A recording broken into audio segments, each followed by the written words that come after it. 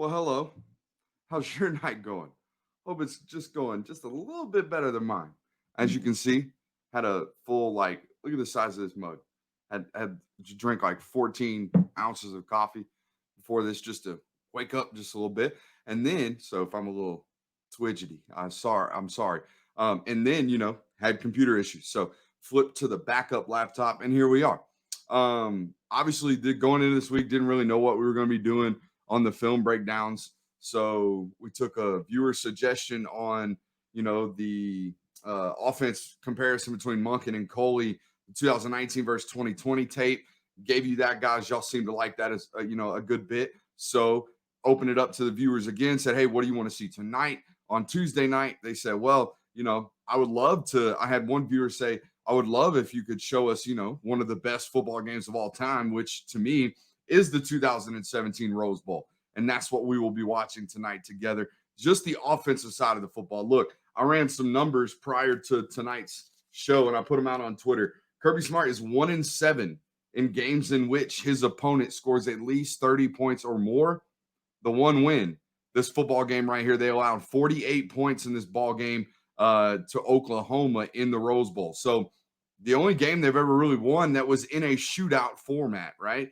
Something we've talked about a good bit on, not only this show, but our website over there on dogsdaily.com and just on Twitter in general. Just like, hey, can Kirby Smart and this Georgia football team win a game in which they have to outscore the opponent, not just suffocate the opponent with defense and things like that? Can they go into a ball game knowing they need 42, 44, 48 points and win that ball game? This is the only example of them being able to do so. So we're going to show you what they did on offense. Look, the very first thing that I noticed within like the first 5 plays, this wide receivers group from 2017, the Terry Godwins of the world, the Javon Mims of the world, Wims, I think it is.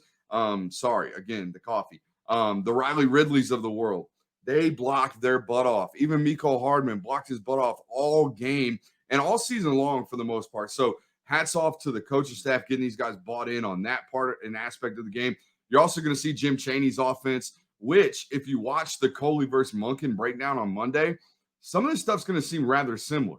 I went back and watched it. Look, it seemed to me that in 2019, Coley was trying to do a replication project of what they were doing in 17 and 18 under Chaney, and not very well, if we're being honest. Didn't really execute things very well. So a lot of the stuff that you're going to see is going to look rather similar from what they did on the offensive side of the football in 2019, which we showed you last week. So without further ado, let's hop right into the tape. And here's what I'm talking about, guys.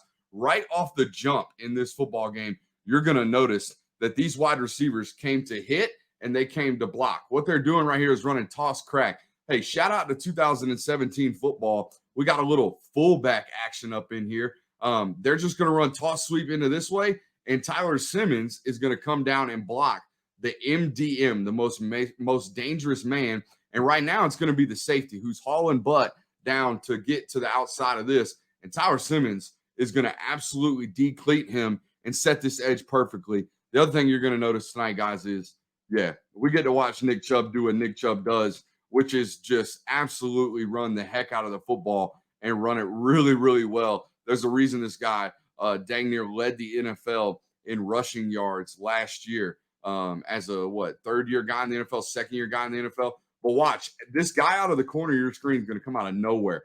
Tyler Simmons, watch number 12 right here. Watch what happens to him. Wham! He gets absolutely decleated, uprooted, whatever your analogy is, the terminology is. That is how you set the edge. Let's put it in slow-mo, guys. That is how you set the edge on a toss crack right there. That is 100% a crack block right there. That is perfectly executed. Lamont Gaillard, I love this dude on tape, guys. I loved him. I was so high on him coming out. One of the first things I did in the media industry, you guys know I can evaluate talent a little bit. I was hired to evaluate NFL talent, prospects coming out of college. I was extremely high on Lamont Gaillard coming out of Georgia. And this offensive line as a whole, man, you're going to see these guys do work all football game long. But the wide receivers block just as well. And look at this, man. Talk about tightroping on the sideline. Look at Nick Chubb right there. That is phenomenal. Getting out on the edge, keeping his feet in bounds, and then getting vertical. Just a great rep from everybody there. Let's go to 307. Guys, the majority of this offensive action happens in the second half. So we're going to talk about that mostly tonight. Here we go. This is how you press a block. Holy smokes, was the notes. So we got Nick Chubb and we got Sony Michel doing what they do best back here in the backfield and getting the job done.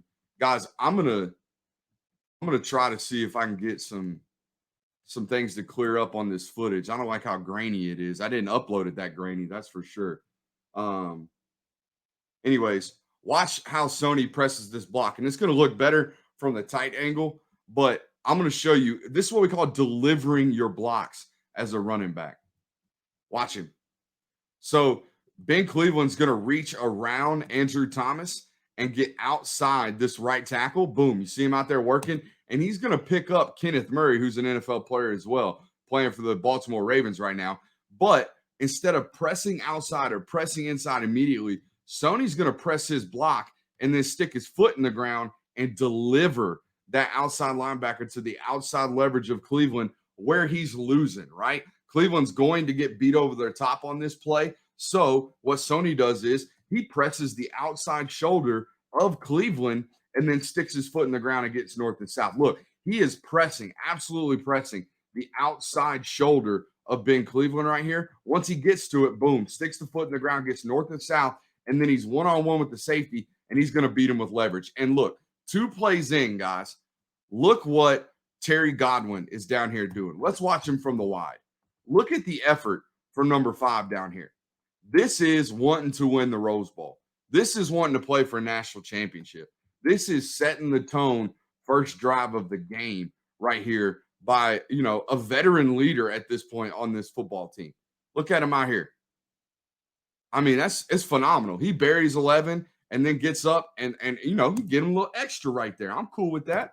I'm totally cool with that. He just got buried, son, and let him know. Let him know you just took him 40 yards downfield and put him on his back. I am totally fine with that. We're going to 415.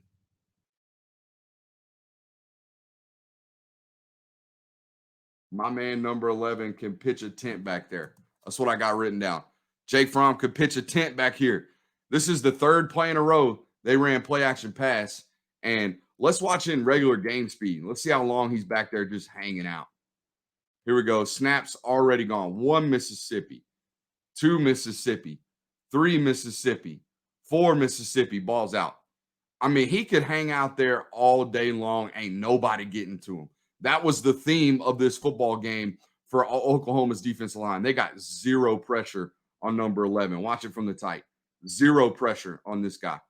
This is also a really great job of Javon Wims right here fighting back to this football. So the ball's out now. There is some people around that ball. He's going to fight through it.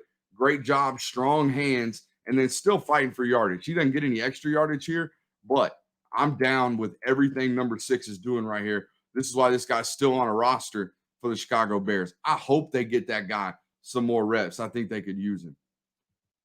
He is an NFL football player, 100%. Another guy, y'all, if I'm not talking about him tonight, just if we've got a second where I'm looking down at the notes and not really talking about what's going on the screen, watch 77 over there. Some of my favorite tape I've watched at the tackle position. You want to talk about light feet?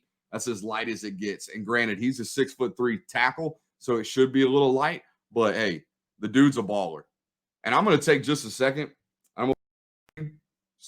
The full screen to see if I can get this stuff to get a little bit ungrainy. I don't like how grainy that stuff is. That's not how I uploaded it. I uploaded that stuff pure HD, and it's not really working right now. So I don't really know what's going on there. Might have to pause it and restart it. I don't know. YouTube can get a little funny. But again, that's not how I uploaded that stuff. I can say that right now. Sometimes you got to play with YouTube and trick it a little bit. Just like I think we did right here. Let's get it rolling. Here we go. Let's add it back to the stream. Sometimes you got to go, see, we got a little bit clearer of a picture. Let's go all the way back to 444. See, everything, when you're your own producer, guys, when you're your own producer, your own on-air talent, your own audio technician, sometimes things just ain't going to be perfect. Okay? 1st and 10, ball on the 13. We are in the red zone, folks.